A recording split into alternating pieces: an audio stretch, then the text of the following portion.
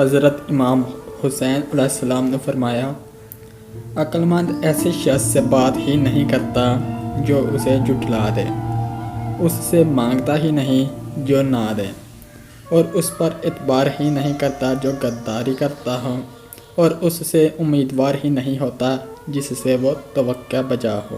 منافق لوگوں سے سنبھل کر رہیں، یہ پہلے تو آپ سے رو رو کر دکھ پوچھیں گے، پھر ہنس ہنس کر لوگوں کو بتائیں گے۔